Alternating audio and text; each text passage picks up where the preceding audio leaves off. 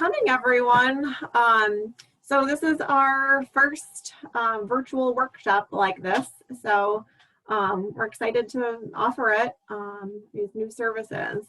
So yeah, I'm Leanne. I'm with Ontario County Workforce Development. So during this workshop today, I'm going to go over what exactly a resume is, why you need a resume, types of resumes, and some tips for writing a good resume. We are working on putting more content out on our website, so I would certainly encourage you to check that often. It's fingerlikesworks.com, so just check that out for more information if you want further information about resumes. So what is on the agenda for today is I'm going to go through what exactly a resume is, why you need a resume. I'll go through some different types of resumes and then the elements of a resume, so what makes up a resume. I'll briefly touch up on some follow-up documents or documents that will go along with your resume, such as cover letters and thank you letters. We won't be spending a ton of time on those. Today's focus is primarily just on resumes. So the purpose of a resume is to showcase your job skills and to help you get an interview. It's basically a marketing tool to sell yourself to an employer.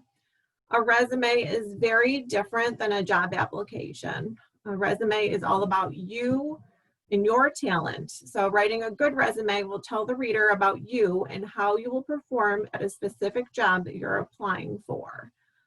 Resumes should always be tailored to a specific job posting that you're interested in. You want to make sure it's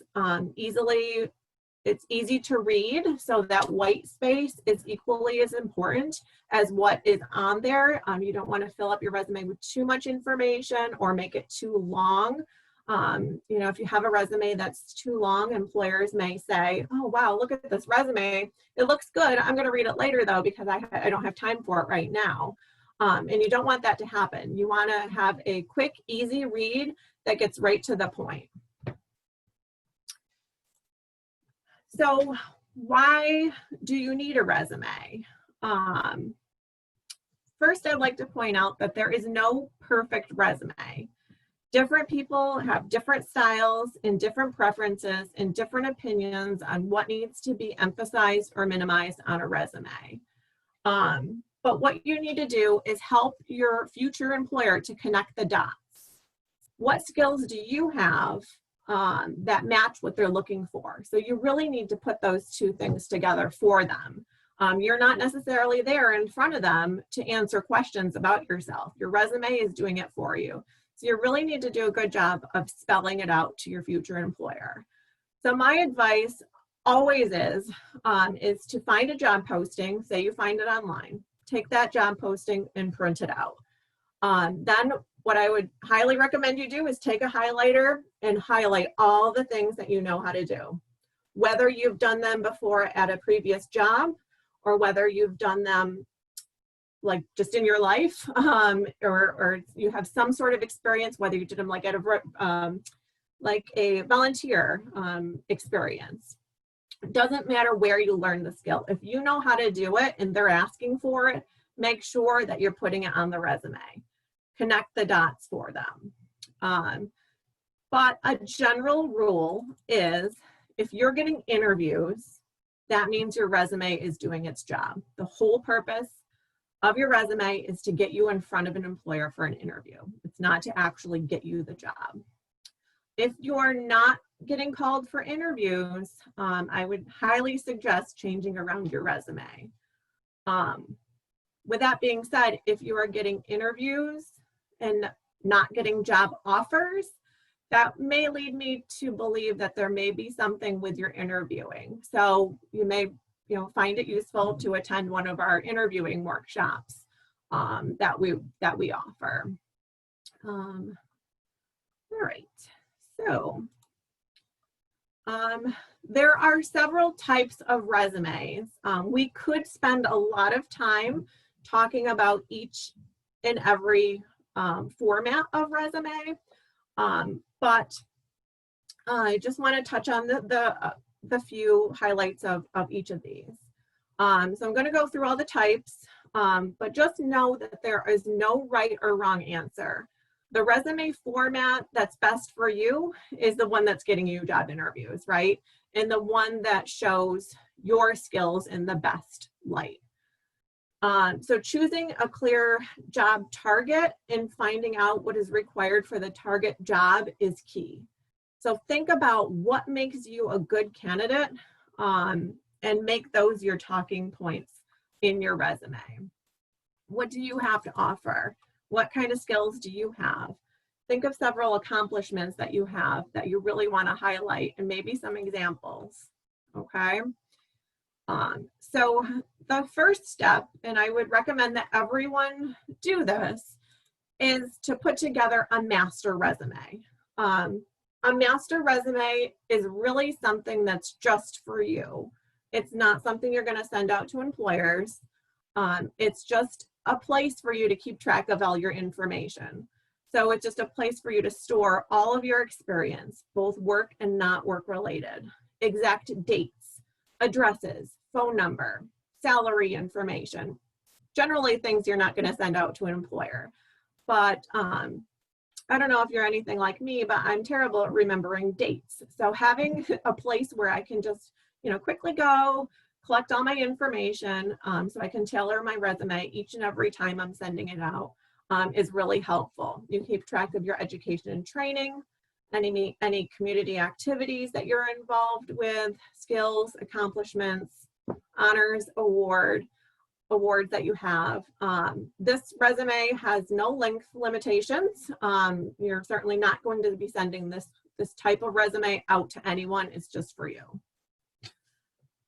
So the next type of resume is the chronological resume. This type of resume really has emphasis on your work experience. It's for individuals that have a strong work experience that are seeking employment in the same field. This is the easiest to follow. It is the most preferred by employers because it's set up most like an employer's application. So this one will list experience starting with your most recent, and it'll move back throughout your work history about 10 years or so. 10 to 15 years is a good point. So the chronological type of resume is good if you're staying in the same field and you have an unbroken work history. Again, the emphasis is your work history in this type of resume. Let's see. It is the easiest to follow, but it does make your work history stand out. So if there's things in your work history that you don't want to stand out, such as a gap, you may choose some other type of format to best suit you. Okay, let me see if I can find an example of a chronological resume. So bear with me as I kind of get back here. Sorry. Okay, here's a sample of a chronological resume. Sorry if that was painful to view me scrolling through things. Like I said, this is our first one. Okay, so here's a sample of a chronological resume where you take your experience here and you kind of move from job to job. So you see this person worked at Charter One Bank from 2004 to 2017, okay. And then right before that, they worked at Homestead Financial Services. And you'll notice that the format here stays the same, right? They're sticking with years here, and that's perfectly fine. That's a good way to maybe hide some things. Because like I said, this isn't a job application. This is what you're putting together to show yourself in the best light. So you'll see here that this person's job ended in 2004, and then they went directly to this other job here at Charter One Banks. So it looks like there were no gaps in employment. In reality, this person could have left this Homestead Financial Services job in January, and perhaps they didn't get hired to Charter One Banks until December of 2004. But if you're putting your resume in this type of format, that type of information is sort of hidden. Not that I'm saying to, mislead an employer. I'm not saying that at all. I'm just saying to get yourself in front of them, this may be the best way to do it. But again, you're focusing on that work history. Okay, you're sort of just mentioning your education and anything else, but the main focus. So this is good for somebody who's in this industry, who wants to stay in this industry for their next job. Okay, all right, well, let's see if I can get back to where I was. All right. Oops. All right, I'll try not to do that too many times because that was crazy. Okay, so the next type of resume is the functional resume. So in most cases, a functional resume probably should not be used. But instead you should choose a combination format, which I'll go to next. But a functional resume would be good if you're making a career change and if you don't have a continuous record of paid employment. So it kind of hides those gaps for you. This type of resume really focuses on your skills and experience. Employers generally do not prefer this type of resume because it kind of looks like you're maybe hiding some information from them, and you may be, but it doesn't clearly show your work history, and generally that's what employers are after, finding out about you, is where you worked and how long you worked there. So there's little to no emphasis on work history on this type of resume. Okay. So the combination resume is a combination of that first type of resume, the chronological resume that I just showed to you, and the functional resume. So it kind of combines the best features of both of those types. This type of resume focuses on your skills that are relevant to the position you're applying for. It's the best of both. So it can be especially useful when your relevant skills or the skills required to do the target job are not obvious. So this type of format will work for just about every type of job seeker, from someone who had limited work history or somebody who is returning to the workforce due to having a gap in employment, or somebody who has their experience that they developed through a life skill or volunteer experience that wouldn't necessarily showed up if you're just listing out your work history. So you definitely want to think of things that would qualify you for the target job, and things that may not be represented when you're using the chronological format because they would not be made obvious on the functional format. Alrighty. So some things to consider when choosing your resume format would be, do you have gaps in your work history? Are you switching careers? Is it clear about your past employment how you'll easily transition to the job you're applying for? So these are just some questions to ask yourself when you're trying to figure out what type of resume is best for you. Are your job duties, have they been the same in multiple positions? Because you don't want to repeat yourself either when you're doing a resume. You want to give the employer some new things to look at. So things to consider, how would you easily transition into the job that you're applying for? Okay, so So whatever type of resume suits you, just make sure that it, regardless of what format you choose, be sure that it's tailored so that it addresses the business's specific needs, and it needs to show how you're going to meet those needs. So I do have a sample here. I realize that in like what I'm showing you right now, you probably can't see it. Can you or no? You, Amanda? I can see you and that's all. Can you read this, or should I go to a bigger? This is Todd. I can see it. It's a little hard to read the words, but I can see the layout. Okay. So I don't know if you can tell, I do have a bigger example. I just don't want to put you through me having to navigate away from this again, but I can.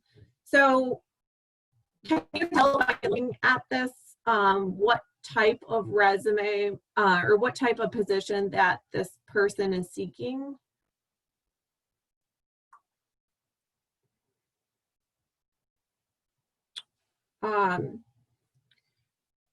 So generally the most common answer I get, so I'll kind of read it to you if you can't see. So she's got her contact information here at the top. It says here, cafeteria maintenance, cook, customer service, line cook, prep cook, cook waitress.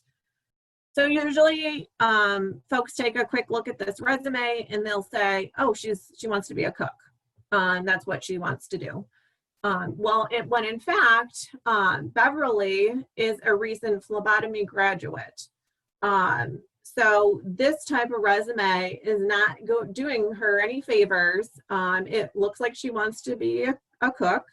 Way down here, it says education and training, phlebotomy technician, and then her education is right here.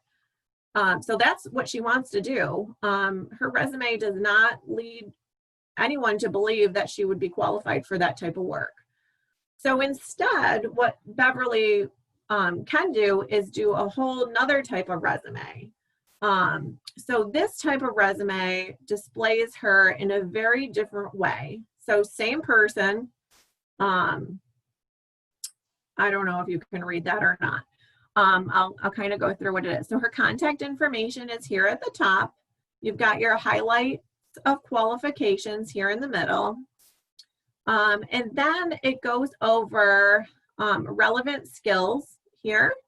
And it just kind of mentions her work history down at the bottom and her education and training. But that whole middle section here and this section up here, her qualifications, all lead the reader to believe that she has tons of skills as a phlebotomist. So this type of resume is going to get her a job interview because the employer is going to say, okay, I'm looking for a phlebotomist. Beverly has all that experience, so sure, I'm going to call her in for an interview. So hopefully you can see why it is so important for an employer to connect the dots. You're not in front of them to answer any questions about your skills and abilities and how you will fit in. So your resume is doing that for you. Okay, so down to the meat of the resume.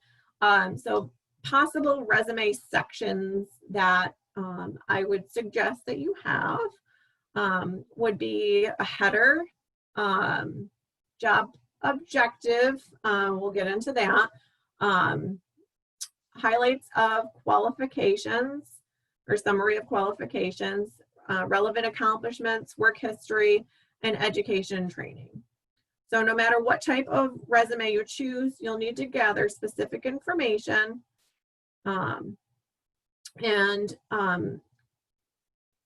you need to make sure that you're showing the prospective job that you have the right stuff, basically. Okay. So the header of your resume. So this is the first section. So this should be your contact information. It should include how the employer can contact you. Make sure that your contact information is up to date. You have a professional email address.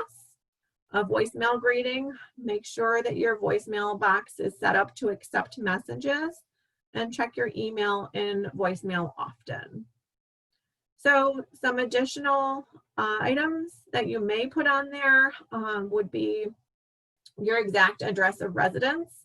I've seen a lot of folks leave actually this off over the last few years. Some people would even put in, you know, Geneva, New York, and that's enough information. You do not have to put your full address. A lot of times you're filling out applications online. Some people don't feel comfortable putting out their home address. Unless an employer specifically saying, you know, put in your home address, you can leave that off. Additional things, if you have a LinkedIn URL, you can certainly customize your LinkedIn URL to make it a little more user-friendly, like your first name, last name, something like that. Some people have websites, fax number, you know, those are just ideas, basically. Okay, so the objective is often an area of debate, whether or not you should have an objective. So my personal opinion, now you'll ask 10 different career counselors and you'll get 10 different answers. If you're going to have an objective on your resume, and an objective is basically saying, I am seeking a job as administrative assistant, that's fine. But it shouldn't be like, I'm going to take over the world, I'm going to be amazing, blah, blah, blah, blah, blah, just information that doesn't really say anything. So if you are going to have an objective on your resume, make sure that it's targeted to the specific position and company, and that can be helpful to have if you're applying to a very large company. But you do want to maybe say just a quick point about highlight skills and experience. It should not be generic, and it should not focus on your needs, like saying something along the lines of, I'm seeking a full-time position to better myself. I mean, honestly, the employers, they're thinking about themselves. You know what I mean? They're not thinking about how to please you.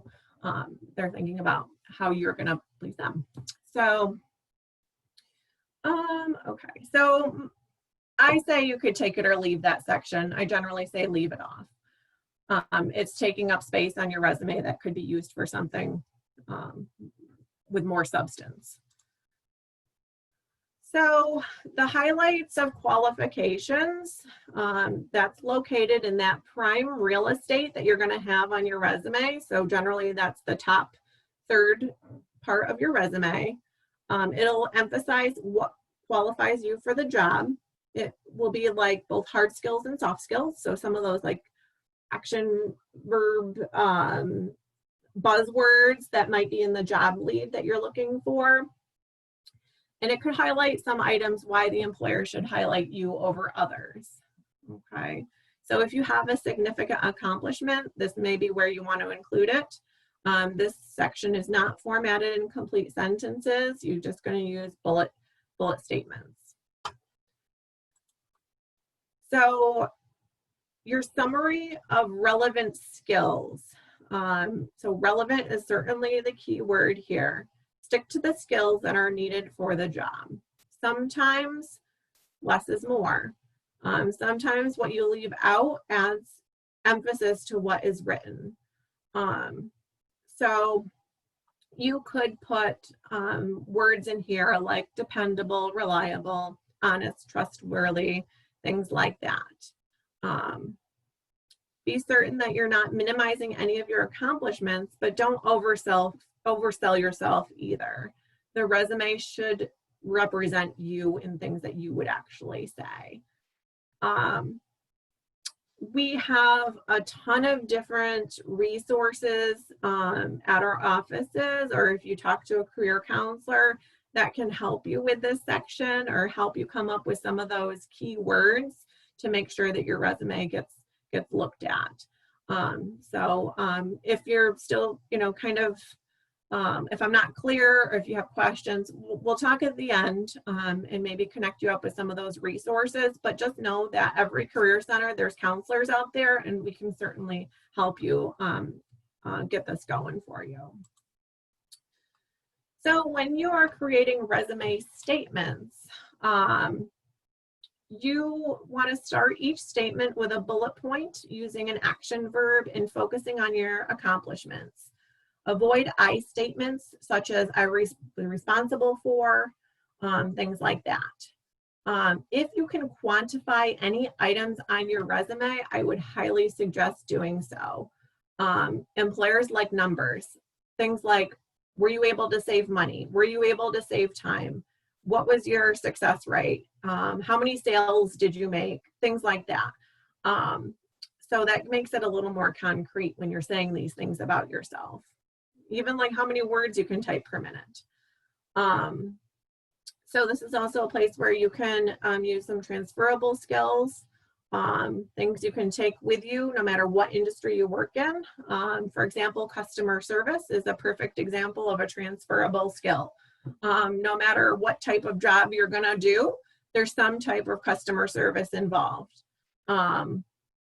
So, you know, your hairdresser, your salesperson, your administrative assistant, customer service is a need across all of those careers. Okay.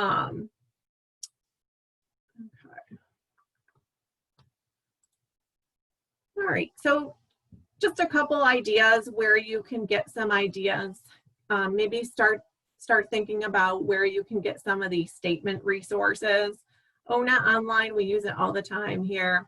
It may be especially helpful if you're trying to get into a new field and you're kind of struggling to get the ball rolling on your resume. ONA Online is really helpful. There's an occupation quick search. You would just do that. You could say, yep, I want to be a lumberjack, and you could type in lumberjack and it's going to bring up everything you need to know about being a lumberjack. Different skills, abilities, what you need to know. It'll even give you salary information and projected outcomes for like if that job's growing or not. Department of Labor has some helpful industry keywords, so it might just get you thinking. You know, maybe not something you want to copy word for word, but just to kind of get some of those points going. But honestly, the best place you're going to find your information is the job posting itself. Just look at the job posting. If it's not that job posting you're applying for, look at ones that are similar. Get those buzzwords that they need for that type of industry on your resume. When it comes to work experience, so this is another section that's going to be on your resume. My first advice is be consistent with your formatting. So you see down at the bottom here where it says dates of employment.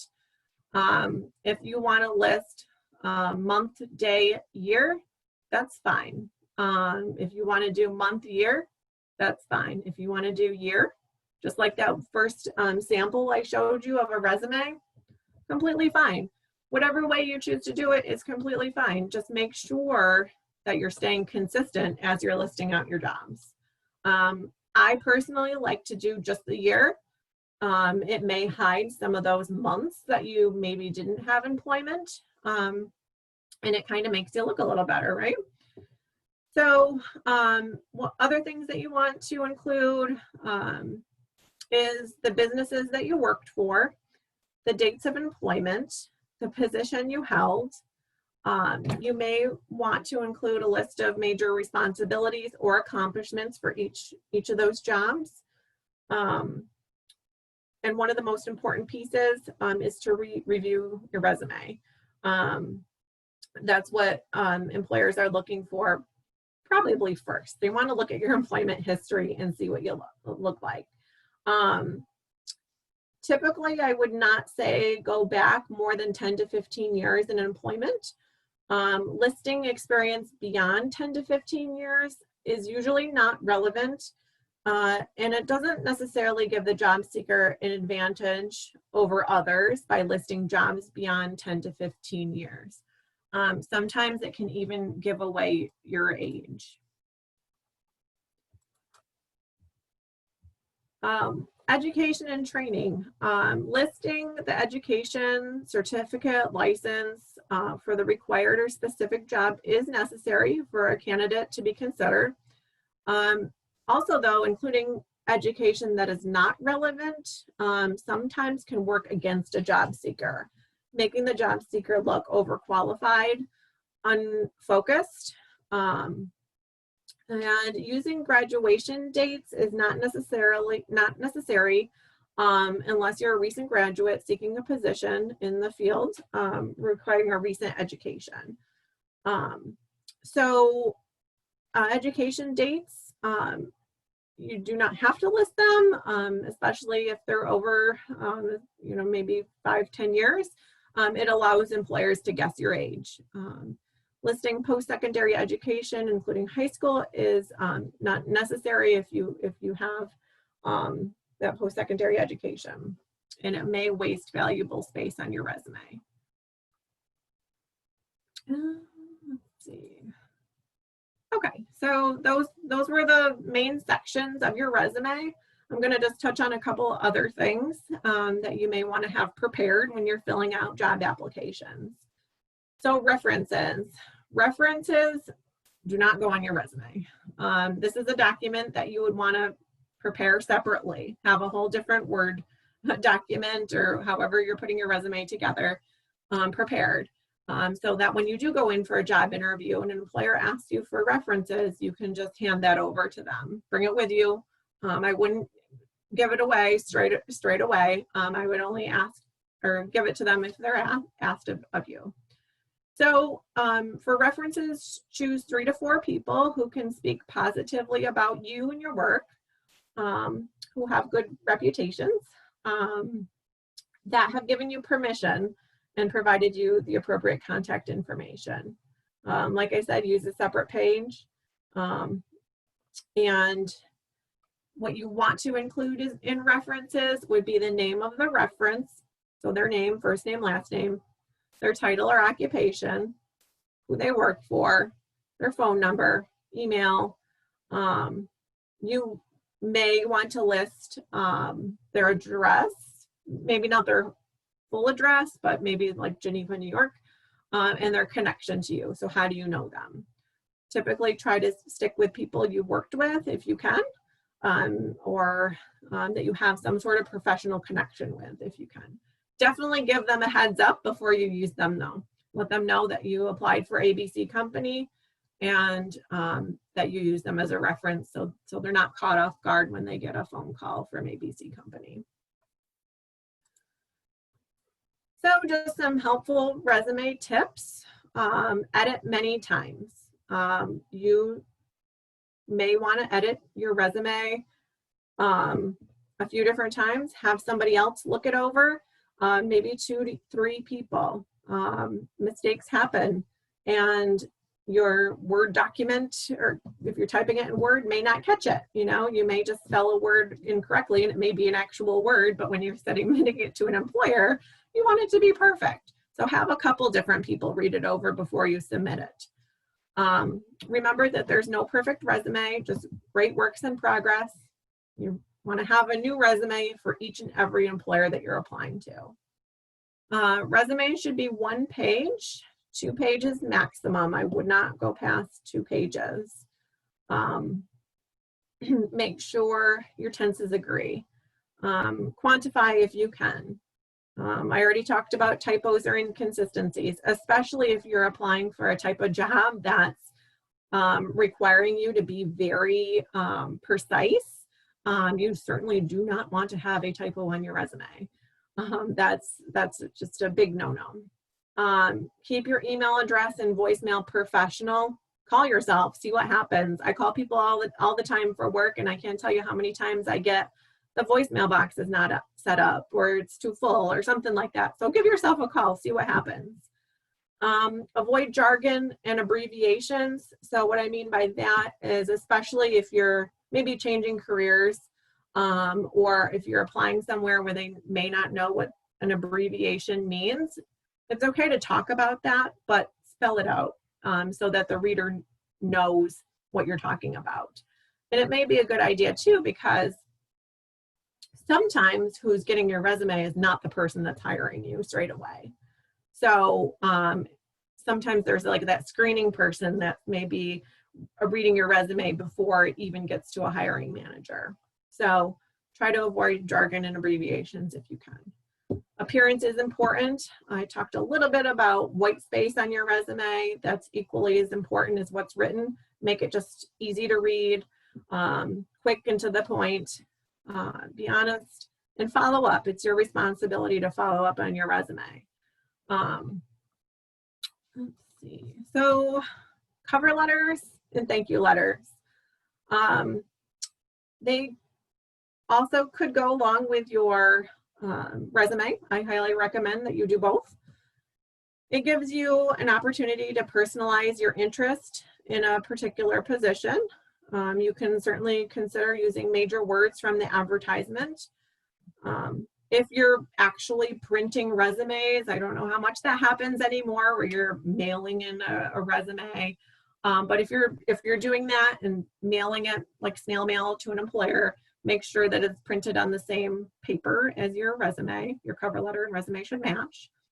And just a little tip that only 26% of those interviewed follow up with a thank you letter. So if you're not doing that, I would highly recommend sending a thank you letter as a follow-up.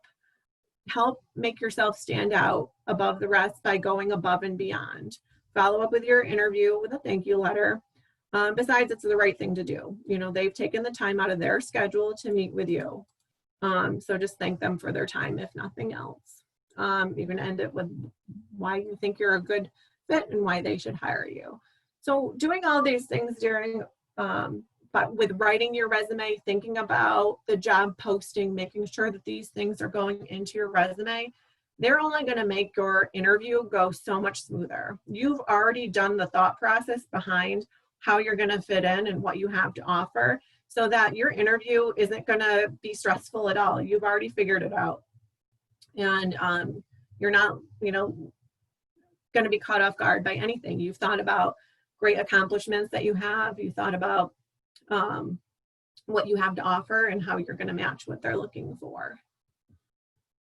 Okay, so if I've completely rambled on and you may be lost with all the things I talked about, certainly reach out to us. We have 5 career centers in the Finger Lakes.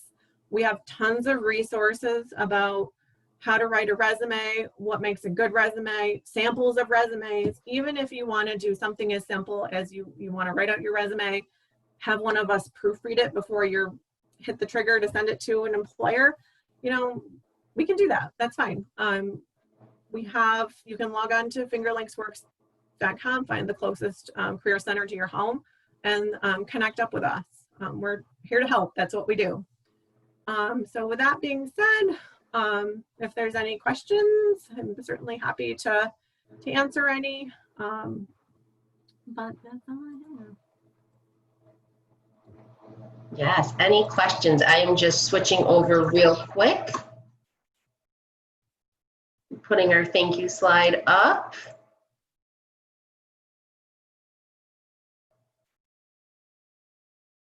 And my chat box disappeared, so let me bring that back. There we are, in case anybody has any questions. You can go ahead. If you do have a question, you can unmute yourself and you can ask your question verbally, or you can type it in the chat. And real quick, just want to say thank you for attending our live resume webinar. Thank you to our partners, FLCC and Wayne Finger Lakes BOCES, for their help with this project. And I put my email address up there as well, if which everyone should have, because I emailed everyone back. There it is in the chat, just in case. But please reach out to me if you have follow-up questions, and I'll link Leanne in as well if to help answer any questions. I have one question. Yes, Todd. Well, one question I have, I won't put him on the spot, but this is Todd Sloan with FLCC, and I'm really wondering if this is the same Garrett I met at the Advanced Manufacturing event. So you can shoot me a message if you want on the side, Garrett, if you're still there. I did have one question for my benefit and for the customers I'm working with. So what I've seen is some of the example resumes and templates and stuff, like, they vary a lot. Some are really good, some are really bad. Do you have any that you use or recommend for your clients? Like if somebody just wants to, you know, maybe write their first resume, like something to get started with instead of just a blank page. Would they email you guys, or, I mean, do you have any yourself, or do you have any tips on that, I guess? We have a ton of resources. We have, like, for example, if you were to come into one of the career centers, we have like a packet that we hand out to job seekers that kind of gets your information together, gets the ball rolling, where you're able to collect employment history, some of those key points. I did just test out the brand new resume career coach, I think is what it was called, that we had the link to. Yeah. It was really good. I was able to create a pretty great resume in probably about 10 minutes. I mean, it obviously needed some touching up, but I think it's a good start. So maybe we could share that career coach here link with everyone. I thought that was really helpful. We have templates at some of the career centers as well. So it might be a good idea just for customers to come in and talk to us, because the resume is just so individualized that it's almost impossible to say, this is what you need to do. It's almost like you need to hear the customer's story and then figure it out. Okay, thanks. And thanks for the feedback on the career coach. That's good. Good to know. I took the assessment and I was matched with education and training 100%. I thought that was funny. So I guess I'm doing what I'm supposed to do. And just to add to that too, so just because I usually work with the younger generation when I go out and I talk about resumes, is there are resume templates in Google Docs, and most schools, if not all schools, use Google Docs now instead of Microsoft Office. So at least for the younger generation that's comfortable with Google Docs, there are some good resume templates in there. Awesome. Thank you. I didn't want to pick on names, even though it's a small group today, but yeah, my experience was the Microsoft Word ones are not always as good, and they're really hard to edit. So they are very hard to edit, and the Google Doc ones aren't. I use them as examples all the time. And then there are some employers that'll ask you to just, share it with their Google account now. So you don't even have to email it, so. Yeah, thanks. Mm-hmm. Yep. Not like templates in Word. They are not user-friendly at all. No, they are not. Any other questions? I've got a quick question. Yeah. I've got a quick question. This has been great. If I want this information, if I miss something, it looks like it's being recorded. Where can I find it? And is there other resources that if I don't have a lot of time for, may be a little bit more concise, say about resume writing or about interviewing? So as far as the recording of the video, it will be available on our YouTube channel. I am assuming anyways. That's the plan, at least my plan. And I put a link directly to our YouTube channel in the chat box. Great, great. So as far as more resources, Leanne, do you want to speak to that? So we're continuously adding content to the YouTube channel. And like I said before, you may just want to reach out to the career center that's closest to you. There's career counselors in each and every center that's what we're doing. We're helping to make resumes. That's our job. So, reach out to us. We're here to help. And the URL for the YouTube channel, do you know what that is? I put it in the chat box, Mike. Great. Let me get out of my full screen here. Let me stop share. Actually, there we go. And then I can bring the chat box up. So it's back up there a little bit, but there's a blue link, a highlighted link in there. Got it. If you go to YouTube, you can search for Finger Lakes Workforce Investment Board, and it will also come up. And I think you can subscribe to it as well. Yes. Great. Certainly can. Thank you. That's a great idea. Thank you, Mike. Yeah, if you could subscribe to it, Todd, I mean, you'd have all this information and more coming right down your pipeline.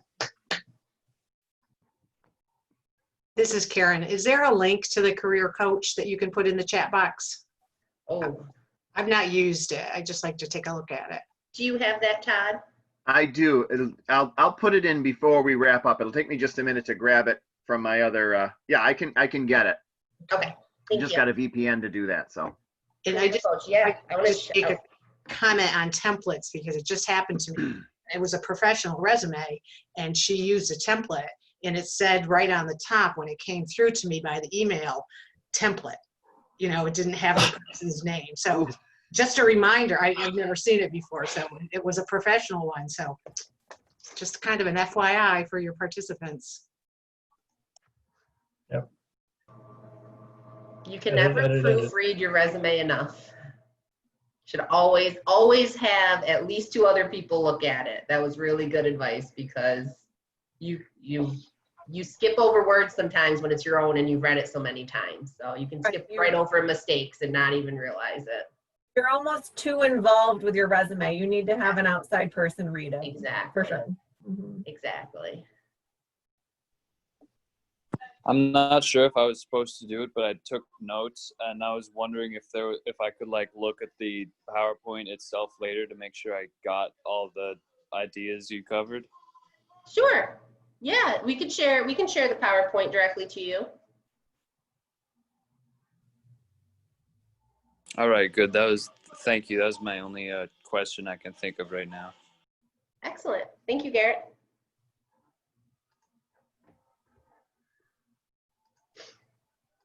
All right, one new message. All right. Career choice. All right, I'm gonna steal that too real quick. Okay, I just put the link for the FLCC's career coach Thank you. down there as well. So that is a resume template, like a resume building type thing? Yeah, I mean, I looked at it very quickly, but I did it at the request of some of the Finger Lakes work staff, and it's been really the positive. So what I'm trying to say is, I don't know a ton about it, but everyone who's tested it has loved it because you create what's nice is you create a free account and you can save up to 6 resumes and you can download them in an editable form. So it's there forever. You know, I've seen before when working with clients in the past that, you know, people make a resume and then they assume you're going to save it, and you don't save resumes for 20 years, you know, and they lose them and have to start again. So yeah, they create a free account. Both Leanne and Joe Davis and Lisa said they created like a quick basic resume in like 10 minutes. Yep. Downloaded it and could edit it from there. So Yep. I'm excited about it, and it's free.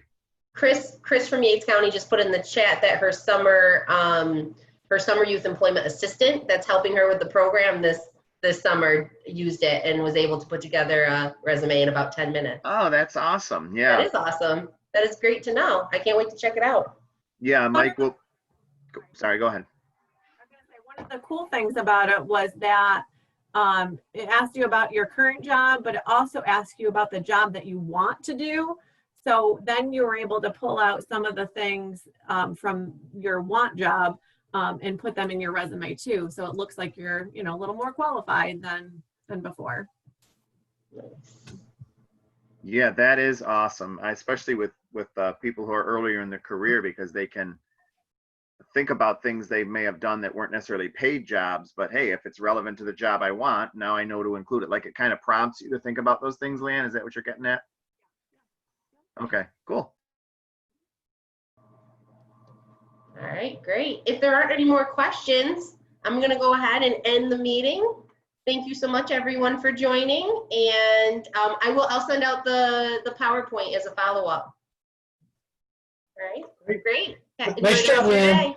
Thank you. Bye. Thanks.